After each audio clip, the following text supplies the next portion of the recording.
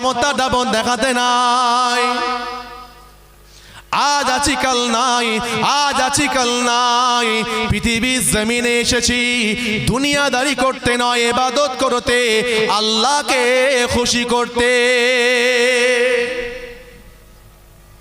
যে কাকে খুশি করতে চাইছেন আপনি? কিয়ামতের দিন ওই বিচারের দিনটা কি হবে আপনার জানা না, জ্ঞান নেই আপনার। কার পিছনে ছুটছেন আপনি? সে তো সেই দিন নিজে তার চিন্তায় থাকবে, আমি কি করব, আমি কিভাবে বাঁচবো। হ্যাঁ, সে তার চিন্তাতেই থাকবে, সে তার চিন্তাতে থাকবে। সেই দিন আপনার কি হবে? কে বাঁচাবে সেই দিন আপনাকে? পৃথিবীর জমিনে কিয়ামতের দিন আপনাকে যে বাঁচাবে, যে বাঁচাবে আপনাকে, তিনি আর অন্য কেউ নয়, বিশ্বনবী রাহমাতাল লিল আলামিন। জোরে বলেন সুবহানাল্লাহ। যদি আপনার মধ্যে ঈমান থাকে, ঈমান থাকে, তবেই আপনি বাঁচতে পারবেন, তার শাফাআত পেতে পারবেন। তিনি কে? যিনি শাফাআত করবেন। কিয়ামতের দিন কোন নবী রাসূলের শাফাআত আল্লাহ কবুল করবেন না, মানে কেউ করতে পারবেন না শাফাআত। একমাত্র শাফাআতের অধিকার, শাফাআতের ক্ষমতা বিশ্ব নবী রাহমাতাল লিল আলামিনকে আল্লাহ দান করে দেবে। জোরে বলেন সুবহানাল্লাহ। হাবিব ইশফা তুশফা, আপনি শাফাআত করে আজকে শাফাআত আল্লাহ, আমি আল্লাহ আপনার শাফাআতকে কবুল করে নেব। জোরে বলেন সুবহানাল্লাহ। সেই দিন মুখটা কোথায় লুকাবো আমি? জোরে বলছেন না? আমার কথা আপনারা বুঝতে পারছেন না? সেই দিনে মুখটা আমরা কোথায় লুকাবো? সেই দিনে মুখটা কোথায় যাবে? নবীর সুন্নতের গলায় তো ছুরি চালিয়ে দিচ্ছি, নবীকে মুহাব্বত করি, ভালোবাসি বলছি, নবীর সুন্নতের গলায় ছুরি চালিয়ে দিচ্ছি মিয়া সাহেব। আবার সেই নবীর সুপারিশের আশা করছি কোন মুখে? যেই মুখেই রসুলের গীবত করলাম, রসুলের বদনাম করলাম, রসুলের সুন্নতের গলায় ছুরি চালিয়ে দিলাম, হক ইনসাফ মিটিয়ে দিলাম, সত্য ন্যায় নিষ্ঠা মিটিয়ে দিলাম, সমাজে হালাল মিটিয়ে দিলাম, সত্য মিটিয়ে দিলাম, হক মিটাবার চেষ্টা করলাম, দ্বীন শরীয়ত মিটাবার চেষ্টা করলাম সমাজে। কিয়ামতের দিন ওই সমাজে দিন ইসলাম শরিয়ত প্রতিষ্ঠা করেছেন যিনি, হক ইনসাফ ন্যায় নিষ্ঠা হালাল সত্য যিনি প্রতিষ্ঠা করেছেন, তিনি সেই দিন সুপারিশ করবে। আমি যদি সেই পৃথিবীর জমিনে মিটিয়ে থাকি, কিয়ামতের দিন সেই নবী কি আমার দিকে তাকাবে? জোরে বলছেন না কেন? আপনারা রাগ করছেন নাকি আমার উপরে? ভয় ভয় ভয় আছেন নাকি? ভয়তে আছেন নাকি আপনারা? তাহলে সেই দিন কি হবে বলেন না? ক্ষণিকের মজা, ক্ষণিকের আনন্দই মুহূর্তে মত্ত পাগল হয়ে লাভ নেই। পরবর্তী জিন্দেগিতে আমাদের বাচ্চা সন্তান সন্ততি, পরবর্তী প্রজন্ম, তাদের কি হবে? আগামী সমাজ, আগামী দিন আমরা তাদের হাতে কি তুলে দিচ্ছি? ভাবনা চিন্তা আমাদের করতে হবে। বিশ্বাস করেন, সময় কম, সময় কম, সিদ্ধান্ত নিতে হবে। আগামী দিন আমাদের জন্য আরো কঠিন আসছে, আরো কঠিন আসছে, যে আরো কঠিন আসছে। আমাদের শক্ত হতে হবে, ঈমানে আমলে প্রথমে মজবুত হব, তারপরে নীতি আদর্শে মজবুত হব। ঈমান ও আমল আল্লাহর জন্য হবে, নীতি ও আদর্শ রাহমাতাল লিল আলামিনের জন্য হবে। আমাদের নীতি আদর্শ, সেই চরিত্র আখলাক রীতি নীতি রাহমাতাল লিল আলামিনকে অনুসরণ করে হবে। জি হ্যাঁ, আজকে যারা সমাজের ন্যায় প্রতিষ্ঠা করতে চাইছে, ইনসাফ প্রতিষ্ঠা করতে চাইছে, গরিবের হক বুঝিয়ে দিতে চাইছে, গরিবের দায়িত্ব পালন করতে চাইছে, আজকে আমাদের তাকে সাপোর্ট করা দরকার আছে না না? জোরে বলেন। আল্লাহর দিকে তাকিয়ে বলেন, এই আল্লাহর জমিনে আল্লাহর দ্বীন প্রতিষ্ঠা করার জন্য, ইসলাম দ্বীন শরীয়তকে কায়েম করার জন্য নবীর ওয়ারিসরা, নবীর ওয়ারাসাতরা, যারা ওয়ারাসাতুল আম্বিয়ার দায়িত্ব যারা পালন করে চলছে, আল্লাহর নবীর দায়িত্ব সাহাবায়ে ইজরামেরা পালন করেছেন, আশরায়ে মুবাশশিররা পালন করেছে, তাবায়ে তাবেঈনরা পালন করেছে, আইম্মা মুস্তাহিদিনরা পালন করেছে। জি, জামানার যুগে যুগে ইমামরা পালন করেছে, সেই সমাজের জামানার মুজাদ্দিদ পালন করে গিয়েছে, সেই জামানার মুজাদ্দিদের হর আওলাদেরা পালন করছে। সমাজে হক প্রতিষ্ঠা করার জন্য আমাদের প্রত্যেকের পাড়ায় পাড়ায় হকের পক্ষে, ন্যায়ের পক্ষে, ইসলামের পক্ষে, শরীয়তের পক্ষে, হালালের পক্ষে, আল্লাহ আল্লাহ রাসূলের পক্ষে যারা কথা বলছে, গরিবের জন্য, এতিম অসহায় দুস্থের জন্য, পিছিয়ে পড়া মানুষের জন্য যারা কথা বলছে, আল্লাহর দিকে তাকিয়ে আল্লাহ আল্লাহ রাসূলের জন্য আমরা তাদের সাথে থাকতে চাই, বলি ইনশাআল্লাহ। আরো জোরে বলি ইনশাআল্লাহ। যে সময় পার হয়ে গেলে তখন আর কিছু করার থাকবে না। সময় পার হয়ে গেল, ঘন্টা পড়ে গেল, আর কিছু করার নেই, আবার পরের বছর পরীক্ষা দিতে হবে। কথা কি বলছি বুঝতে পারছেন না?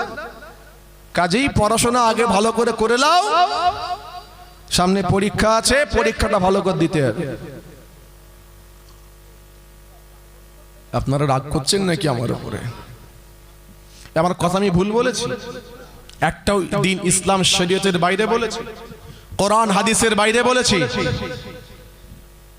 যারা হকের পক্ষে আছে, হকের পক্ষে কথা বলছে, ইসলাম দ্বীন শরীয়তের পক্ষে কথা বলছে, এক কথায় আমরা আমাদের আগামী প্রজন্মর কথা ভাববো। আজকে দেখেন না দিকে দিকে আজকে মুসলিমরা অতি সংকটের মধ্যে ভুগছে, প্রমাণ দিতে দিতে তারা নাজেহাল অবস্থা।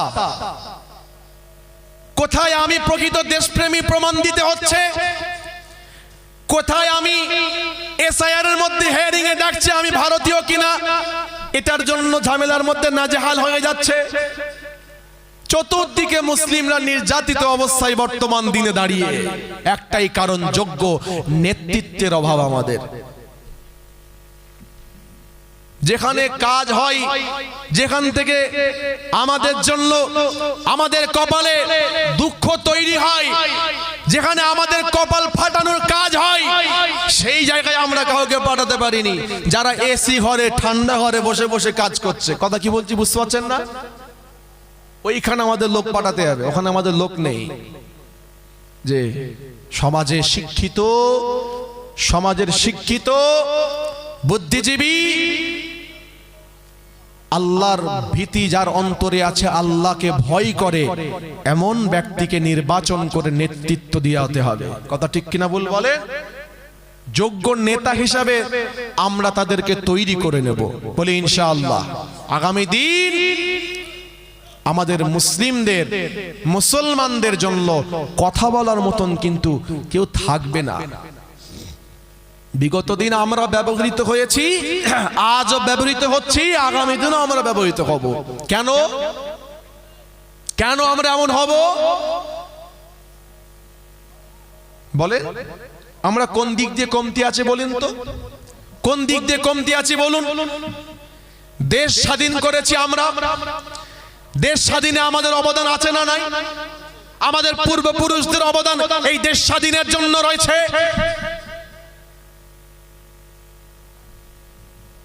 সর্বদিক দিয়ে আমাদের অবদান আছে, সর্বদিক দিয়ে। মুসলিমদের অবদান বলে একটা বই লেখা হয়েছে, কত অবদান, আপনি অবাক হয়ে যাবেন যদি পড়েন, বুঝতে পারবেন, সারা রাত চলে যাবে। তথাপিও আমরা নাজেহাল, আমরা যেন কেমন একটা সন্দেহের মধ্যে, কেমন একটা দ্বিধাগ্রস্ত অবস্থার মধ্যে পড়ে আছি। কি না, আমি কি সত্যি এই দেশের নাগরিক, বা আমি কি সত্যি কি দেশের দেশদ্রোহী নই? তো আমি কি সত্যি দেশপ্রেমিক? প্রশ্ন করছে, প্রশ্ন করছে। সুযোগটা কেন পাচ্ছে বলেন? কেন পাচ্ছে সুযোগটা? প্রশ্নটা কেন আমায় করার সুযোগ পাচ্ছে বলেন?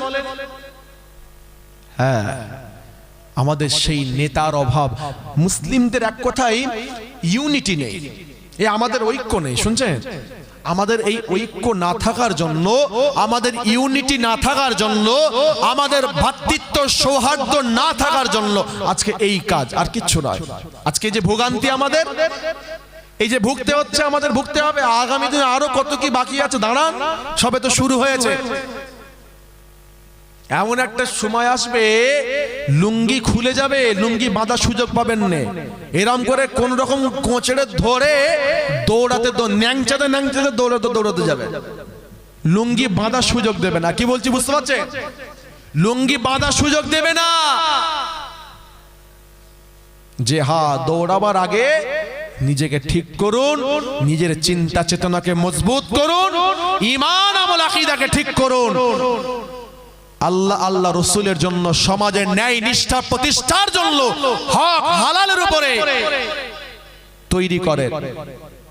সামনে পরীক্ষা, পরীক্ষার সময় পার হয়ে গেলে, ঘন্টা পড়ে গেলে খাতা জমা পড়ে যাবে, আর সুযোগ হবে না, আর সুযোগ হবে না।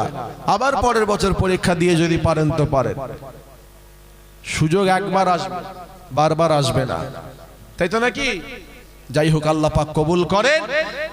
আকিলমন্দ কে লিয়ে ইশারাই কাফি হ্যায়। কি বুঝতে পেরেছেন তো নাকি? হ্যাঁ, খুব সাবধান, খুব সাবধান, জীবন চলে যাবে। এই শুনছেন, সাহাবায়ে কেরামদের নীতি কেমন ছিল? জীবন চলে যাই, হালাল ছাড়বো না, জীবন চলে যাবে, হকের পথ ছাড়বো না, জীবন চলে যাবে, ন্যায় নিষ্ঠার পথ আমরা ছাড়বো না। সাহাবায়ে কেরামদের, যুগে যুগে নবী রাসূল ওয়ারাসাতুল আম্বিয়াদের, তাদের নীতি এটাই ছিল যে আমরা নেতা ধরেছি। শুনছেন, নীতি দেখে নেতা ধরেছি আমরা। আগে নীতি দেখেছি, তারপরে আমরা নেতা ধরেছি, নাকি? আমরা নেতা দেখে নীতি ধরিনি। ওই নেতা যেমন, তার নীতি তেমন, আমাকে তার নীতি মানতে হবে। জি না, আমরা নেতা পেয়েছি, আগে তার নীতিকে দেখেছি, তার নীতি ভুলেছি, নীতি বুঝেছি, নীতিকে ভালোবেসেছি, অন্তরে জায়গা তখন দিতে পেরেছি, তবে সেই নেতাকে ধরতে পেরেছি। কথা ঠিক কিনা বল বলেন? আল্লাহ পাক কবুল করে, বলেন আল্লাহুম্মা আমিন। আসেন আমরা আল্লাহ পাক রব্বুল আলামিনের সম্মুখে দাঁড়িয়ে রাহমাতাল লিল আলামিনকে, হুজুরে পাক সাল্লাল্লাহু আলাইহি সাল্লামকে